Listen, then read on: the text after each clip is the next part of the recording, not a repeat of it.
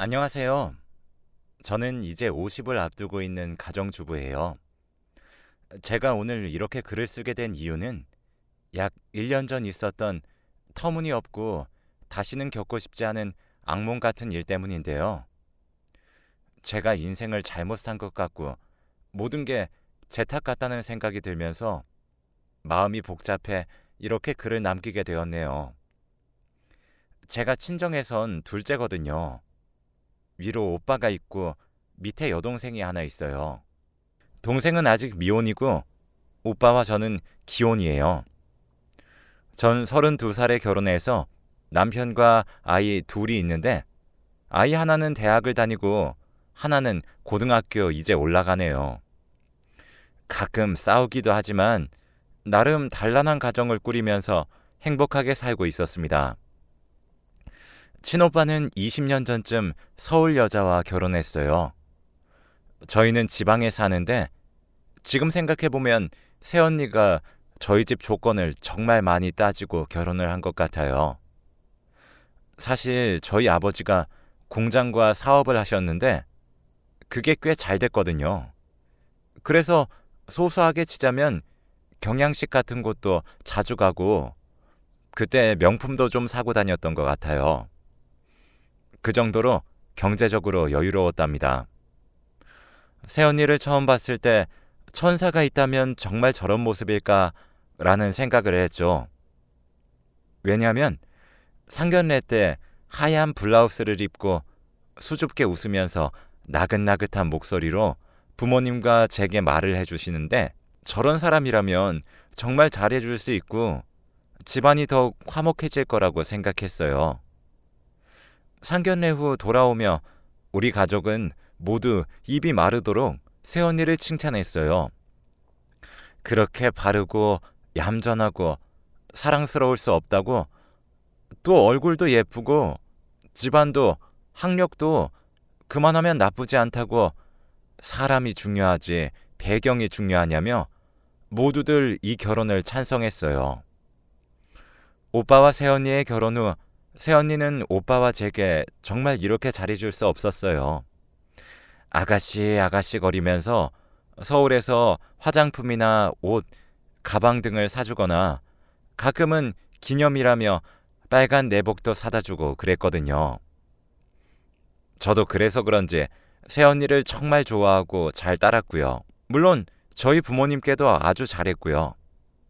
항상 어머니, 아버지 하며 친부모님처럼 대했는데 제사 때도 항상 빠짐없이 저보다 정성껏 일하고 부모님께서 조금이라도 아프시면 한약이나 공진단 같은 좋은 약을 어디서 지어와서는 드시라고 약을 손수 직접 주곤 했습니다.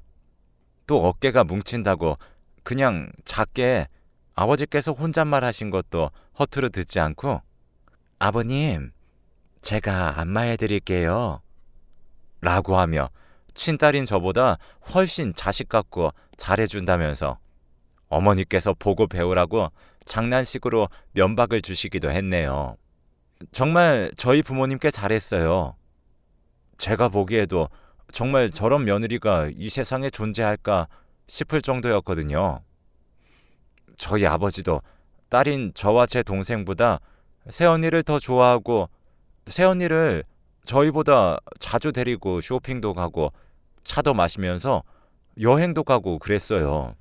새언니가 들어오고서부터 저희 집에 잘 되던 사업이 더더욱 잘 돼서 경제적으로도 물질적으로도 전체적으로 더 풍요롭고 여유로워졌어요. 그래서 저희 부모님이 새언니를 보면 복덩이라며 복덩이가 굴러 들어왔다며 애지중지하셨죠. 세상에 어떻게 저런 사람이 있냐면서. 그래서 저희 어머니 아버지께서도 정말 옷이나 먹을 것도 저희보다 새언니 먼저 주고 저희가 좋아하고 잘 먹는 것보단 새언니가 잘 먹고 좋아하는 것을 사주고 옷을 사줄 때도 당연히 우리 옷 사는 줄 알았는데 알고 보니 새언니 오실 정도로 부모님도 우선순위가 저희가 아니라 새언니가 돼버렸어요. 그렇게 남들이 어쩜 그렇게 예쁜 며느리를 얻었냐며 칭찬하거나 혹은 며느리가 잘해주니 참 좋겠다는 말을 자주 들으니 동화 속이나 소설 혹은 드라마 속에서나 나올 법한 이상적이고 다정한 가정의 그림이 완성되어 가고 있었죠. 그러다 갑자기 저희 아버지께서 폐암으로 돌아가시게 되었어요. 그러면서 자연스레 회사도 닫게 되고 나름 잘 살던 저희 집안의 재산은 모두 저희 어머니의 소유가 되었죠. 그 전보다는 사치나 여유롭게 살지 못했지만 그래도 남들보다 훨씬 여유 있는 삶을 살 정도로 재산이 많았던 걸로 기억이 나요. 아버지께서 돌아가신 후로 많은 것이 바뀌진 않았는데 가정적이고 다정하시던 저희 아버지의 빈자리가 모두에게 크게 느껴지긴 했지만 다들 산 사람은 살아야 하지 않겠냐며 몇 달 정도 슬퍼하고 아버지를 생각하다가 잊으려고 노력하면서 그 아픔을 털어냈어요. 모든 게 제자리로 돌아왔다 생각할 즈음 단 한 사람만 바뀌었을 뿐이었죠. 바로 천사 같은 새언니가 바뀌었는데 그렇게 저희 부모님과 오빠와 제게 잘해주던 착한 새언니가 갑자기 독하게 바뀌어버렸어요. 살면서 사람이 저렇게까지 바뀔 수 있나 싶을 정도였죠. 제사 때도 왜 내가 제사를 지내야 돼? 라고 하면서 얼굴을 안 비추는 건 기본이었고 저희 어머니께 소리 지르고 패악을 부리면서 오빠를 돈 못 벌어오는 한심한 쓰레기라고 부르며 비하했어요. 저희 오빠가 의사라 절대 돈을 못 벌지 않거든요. 항상 새언니한테 생활비 꼬박꼬박 주고 매달은 아니지만 1년에 한두 번 명품도 사줬거든요. 아무튼 저희 아버지가 돌아가시자마자 조금 슬퍼하는 척 하더니 슬슬 본색을 드러내면서 이제는 가식 같은 것도 부리지 않고 명절이 와도 일도 안 하고 상전처럼 소파에 앉아 TV나 봐요. 저를 아가씨 취급은커녕 말만 아가씨고 이래저래 귀찮고 잡다한 심부름만 저에게 다 시키고요. 저희 어머니가 보유하고 계신 돈이 꽤 되니까 항상 돈 필요할 때만 전화해서 돈 달라고 하다 주지 않으면 바로 전화를 끊고 다음날 또 전화를 걸어서 왜 돈 안 주냐고 소리를 버럭버럭 질러댔죠. 그때 어머니가 전화를 받으면서 얼마나 놀랐는지 정말 아무도 모를 겁니다. 자신은 엄청난 집안에서 곱게 자랐고 남편보다 더 좋은 판검사 집안, 3대가 의사인 집안에 시집갈 수 있었는데 집안 한번 잘못 보고 결혼해서 지금 이 상태라며 시부모 잘못 만나서 지금 꼴이 이게 뭐냐면서 항상 저희 친정을 욕했죠. 오빠한테 자기가 결혼해줘서 감사하게 생각하라고 했고 아버지 없는 집에 고지식한 사람들만 가득한 이런 집에 누가 시집을 오냐면서 누가 너 같은 거랑 결혼을 해주겠냐면서 소리를 지르며 오빠 자존감을 깎아내리고는 아이들 앞에서까지 면박을 줬대요. 그러면서도 오빠한테 저희 어머니 돈 좀 어떻게 빼내보라고 오빠를 들들 볶고 우리가 나중에 유산 상속 때문에 문제를 일으킬 거라며 이간질까지 시켰어요. 실제로 그 문제로 오빠가 제 동생을 오해해서 사이좋던 저희 남매가 크게 한번 싸운 적도 있습니다. 저희 보고는 부모 등골이나 빨아먹는 못된 년들이라고 하면서 너희들이 어머님 돈 다 뺏어가고 나한테 돈 못 주게 작당 모의하는 것 아니냐며 성질을 냈죠.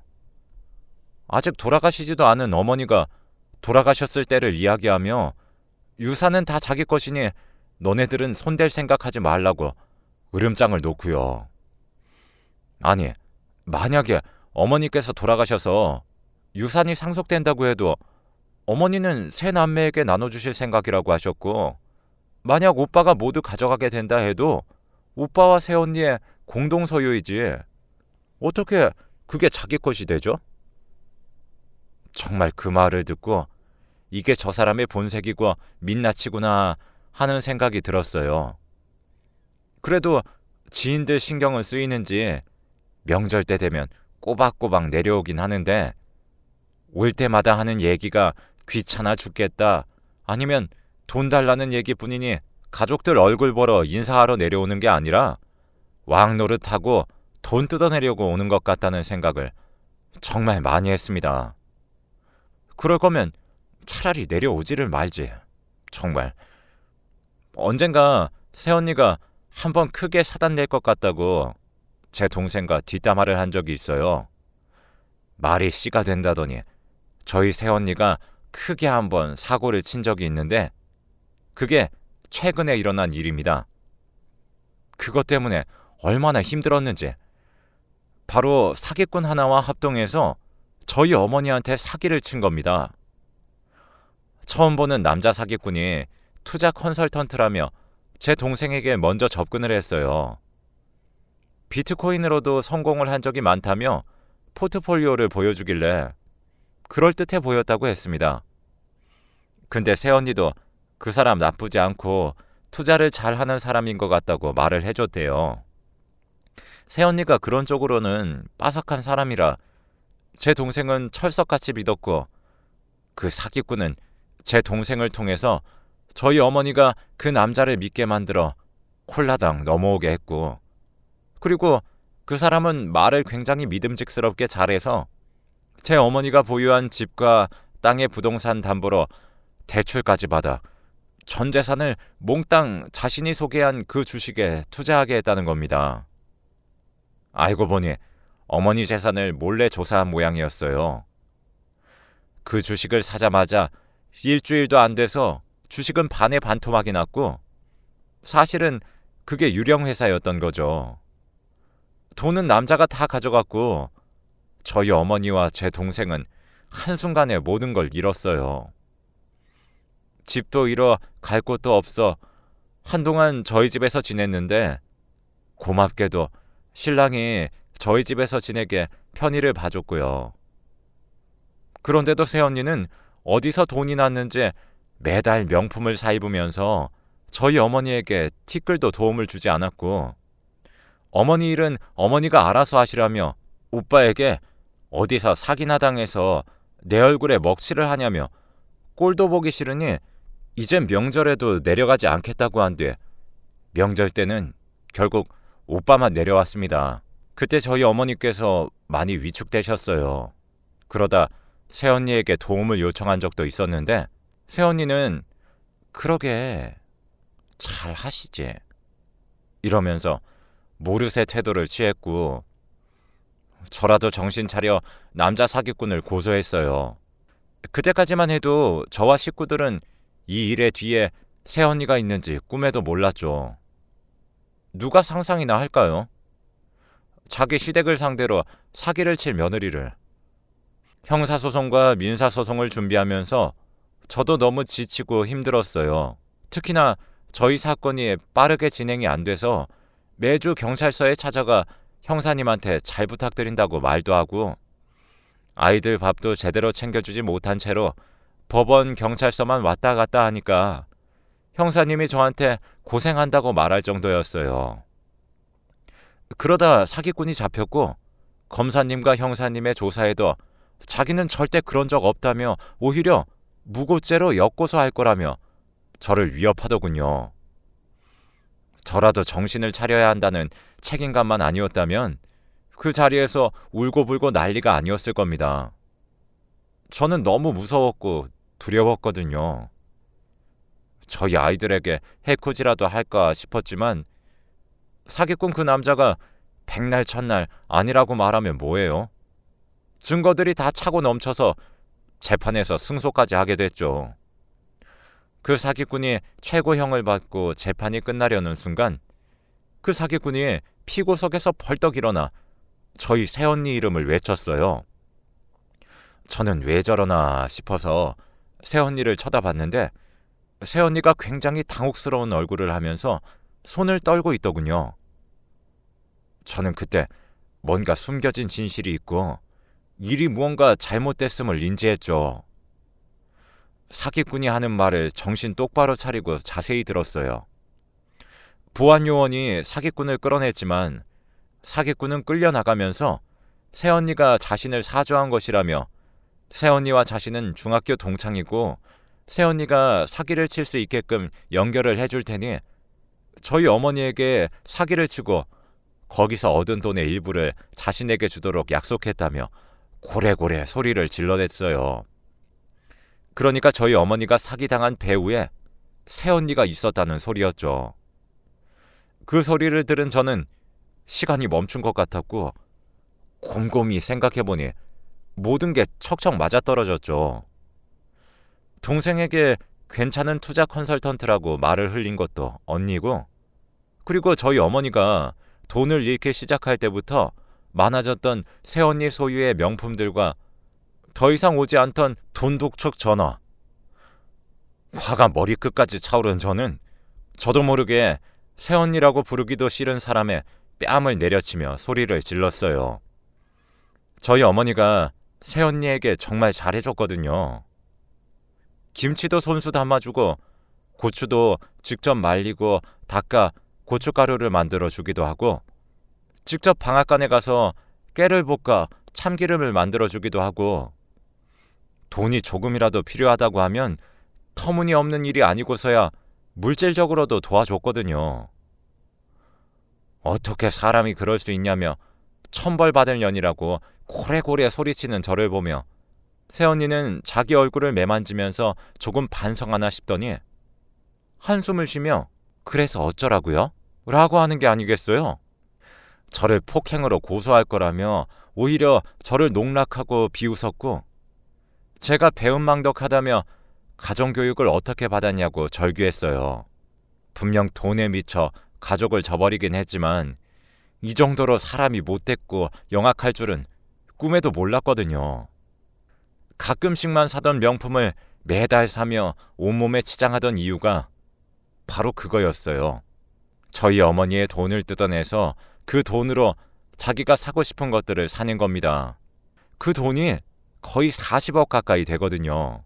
오빠도 그 일을 알게 되고 길길이 날뛰며 당장 이혼하자고 했어요. 며칠 후 양가 집안 부모님들끼리 만나서 이야기하는데 그 부모의 그 자식인지 왜 그렇게 멍청이 사기를 당했냐고 저희 어머니 보고 뭐라 그러는 거예요. 정말 나이 드신 어르신이 아니었다면 얼굴에 물이라도 뿌려버리고 싶었지만 같은 사람이 되기 싫어서 참고 또 참고 죽을 힘을 다해 참았네요. 오빠가 이혼 소송을 준비하면서 아이 양육권과 오빠 집 명의를 오빠가 가져가려 했는데 웬걸? 오빠네 자식들한테는 오빠가 저희 어머니에게 사기를 쳐서 여태껏 돈을 뜯어냈다는 식으로 거짓말을 쳐놓은 거예요. 그래서 오빠네 자식들이 아빠랑 살기 싫다고 어떻게 사람이 돼서 그런 짓을 할 수 있냐며 오빠에게 독서를 퍼부었다고 합니다. 자식들에게까지 그런 말을 할 줄은 몰랐다고 하면서 충격받고 심적으로 너무 힘들어서 오빠가 소주를 마시면서 눈물 쏟으며 이야기를 하는데 제가 가만히 있을 수는 없었어요. 서울에 올라가서 오빠네 아이들을 만나 모든 자료들을 보여주며 사실을 이야기해 주었죠. 그런데 그 남자 사기꾼이 초반에 혼자 모든 것을 했다고 딱 잡아떼다가 혼자 감옥 가기 싫어서 그런지 판결 당일날 말을 번복해서 재수사가 이루어졌거든요.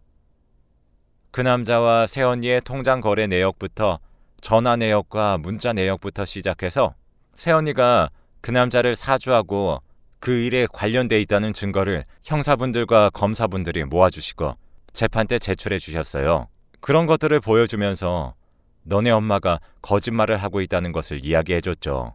사실 정말 인간이라면 할 수 없는 짓을 한 것도 전부 다 너네 엄마라고, 그것도 모자라서 너네 아빠한테 뒤집어 씌우려고 그런 거라고, 너네가 말한 그 못되고 인간이라면 못하는 짓 다 너네 엄마가 꾸민 짓이라고 정말 감정적으로 이야기했어요.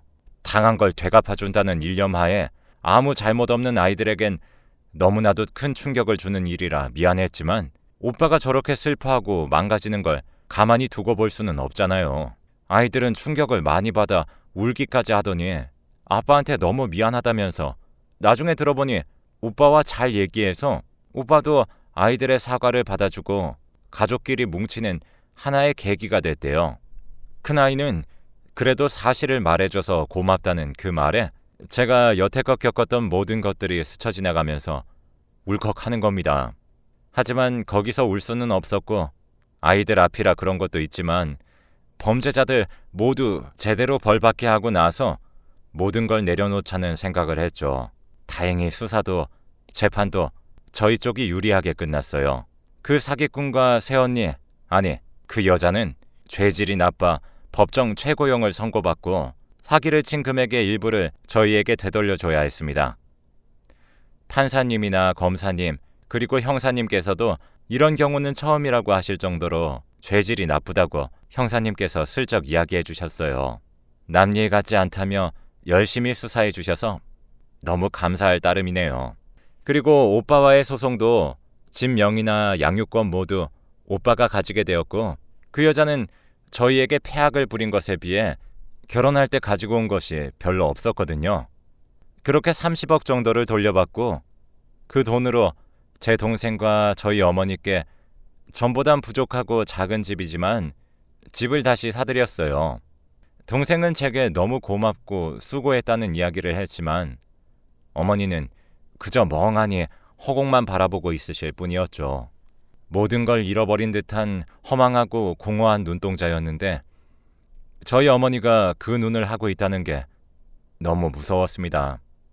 자신에게 못되게 행동하고 비록 자신을 무시했지만 그래도 본인의 사랑으로 보듬어 주려고 노력했고 가족이라 믿고 있었던 사람에게 큰 배신을 당하셔서 그 충격이 크셨나 봐요. 점점 말라가시면서 예민해지시고 밤에 잠도 설치고 자꾸 악몽을 꾸신다고 하셔서 실제로 어머니와 같이 잔 적이 있어요. 법원에 있었던 그때 꿈을 꾸시는 건지 눈물을 흘리시며 울고 또 욕을 하시며 얼굴에 식은땀 가득 나신 채로 잠에서 헉하며 깨어나시는데 정말 그 모습을 보면서 저도 펑펑 울어버렸네요. 어머니가 그렇게 망가진 모습은 제 생애 처음 봤어요. 사람 하나 때문에 우리 집안은 풍비박산이 났고 서로 오해도 하며 집안이 콩가루 집안이 될 뻔했고 다행히 제가 정신을 겨우 붙잡아서 구사일생했지만 저희 가족 마음에 씻을 수 없는 상처가 생긴 거나 마찬가지죠. 정말 가슴에 대못이 박히면 이런 느낌이겠구나 싶었어요. 지금 저희 가족은 가족 심리 상담을 받고 있는데 다들 그 충격에서 쉽사리 벗어나지 못하고 있습니다. 특히 저희 어머니가 점점 작아지고 약해지는 모습을 옆에서 보니까 피눈물이 날 것 같지만 그래도 이제는 어느 정도 안정을 찾고 각자의 삶에 최선을 다하며 살아가는 중이에요. 그래도 제 동생은 나름 긍정적으로 이번 일에서 교훈을 얻었다고 하네요. 다들 집안에 새로운 사람을 들일 때 조심, 또 조심하세요. 속물처럼 보일 수 있겠지만 가족이 될 사람을 정할 때 그 사람의 배경, 집안 환경 모두 따지고 혹여나 인품도 가짜일 수 있으니 본색이 드러날 만한 일들을 한번 던져 미끼를 물게 만들어 진짜 얼굴을 봐야 한다고 생각합니다. 지금은 어느 정도 자리를 되찾으면서 오빠도 잠깐 휴업했던 병원을 다시 운영하며 아이들과 잘 살고 있어요. 힘든 일이 있으면 기쁜 일도 있는 법인지 요즘 오빠가 운영하는 병원이 꽤 잘 되고 있네요. 그리고 저희 어머니도 아주 조금씩이지만 천천히 괜찮아지고 계십니다. 이제는 악몽도 덜 꾸시고 식은땀을 흘리시며 새벽에 일어나는 일도 거의 없으세요. 저희 동생은 상담을 다니며 사랑이 싹튼 것 같아요. 동생이 다니는 상담센터의 선생님이 조금 훤칠하시거든요. 그 모습에 한번 반하고 심리상담 선생님께서 상담할 때 진심으로 위로해주고 보듬어주고 걱정해주는 그 모습에 호감이 생겼다고 합니다.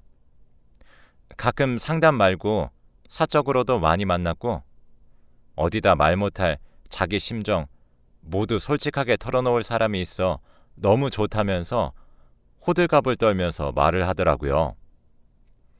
곧 결혼해야 하는 시기에 있는 제 동생이 사랑을 드디어 찾은 것 같아요. 새로운 가족을 맞이할 일이 곧 생길 것 같네요. 이번엔 부디 정말 좋은 사람이길 바래요. 이제는 새로운 누군가를 맞이하고 우리 집안에 드리는 일 자체가 너무 무섭네요. 아무튼 저희 가족은 느리게나마 다시 제자리로 돌아가고 있습니다. 제 이야기는 여기까지입니다. 모두 행복하세요.